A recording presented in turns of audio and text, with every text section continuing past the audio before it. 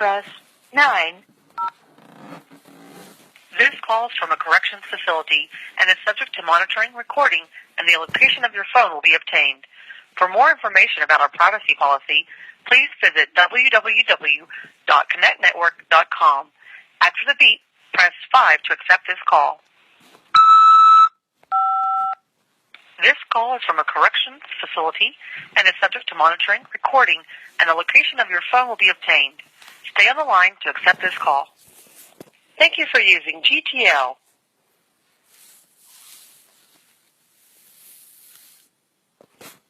Well, you know, I've just been cleared of the hindering charge. I'm off of lockdown, and I was going to make a suggestion. If you thought it would be good, if you sometime have time, that pre-sentence investigative report that you should have a copy of, I believe you even posted it on the, 14th page or something like that, where it's got the reference from the U.S. Attorney. He admits that they acknowledged that I had no knowledge of any alleged plot to kidnap anybody.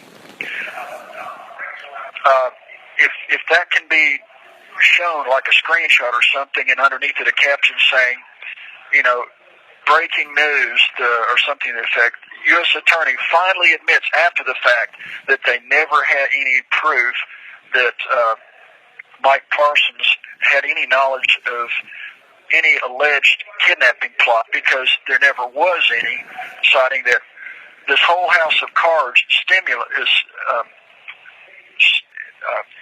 begins with the assumption that all these people are plotting to kidnap somebody, when in fact it's lawful court orders, and the search of the plane was only issued via a search warrant, whereby the special agent in charge, Montyar Zapluski of the Grand Island, Nebraska office, testified, swore under oath, that the plane had been secured for over 2 months and 10 days, when in fact it had not.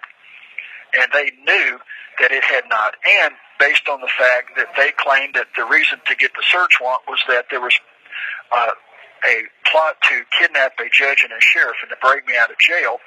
And the fact is that they knew that I didn't have any knowledge of any orders to try to have me freed or to arrest those people that were guilty of the crime of kidnapping me.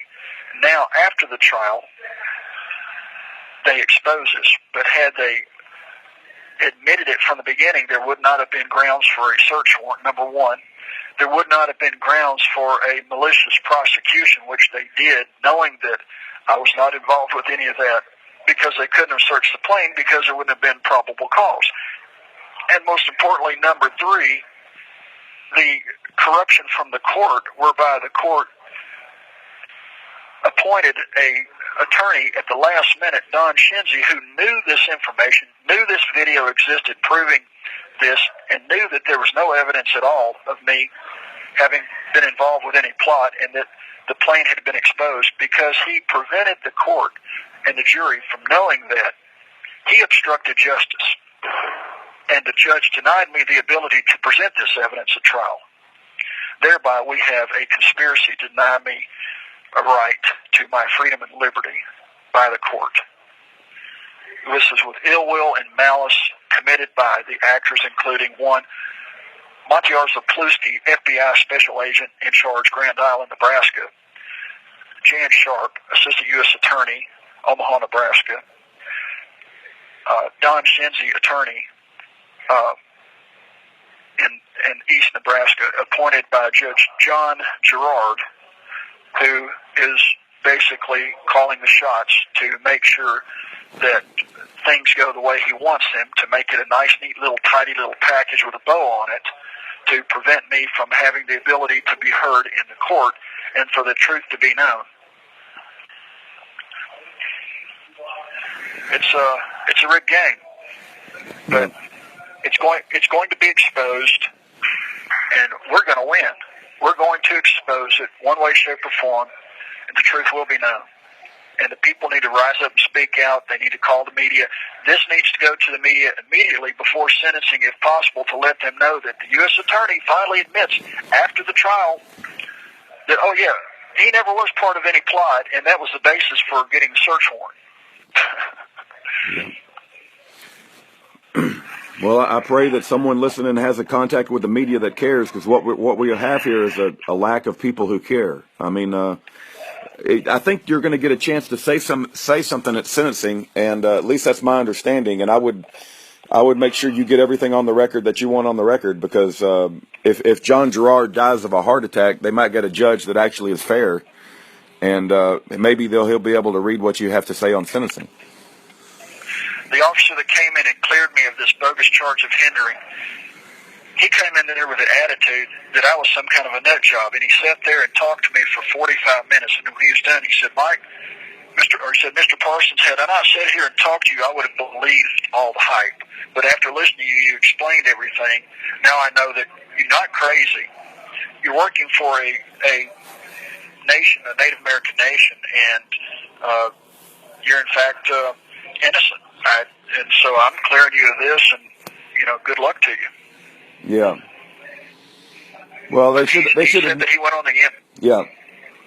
I gave him. He'd never been to my website. He said he searched my name on the internet instead of finding my website, which should be up there at the top.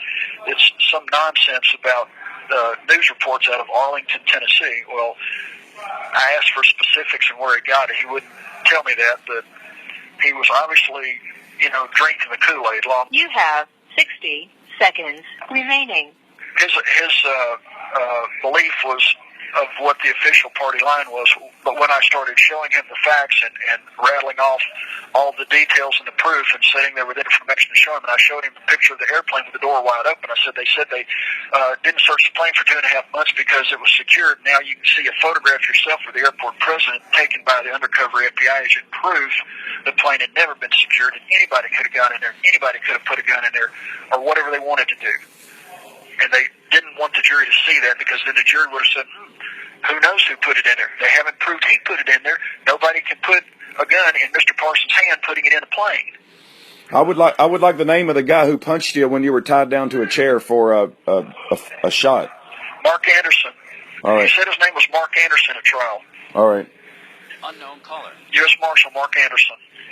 All right. We're praying for you, Mike. Thank you for using GTL.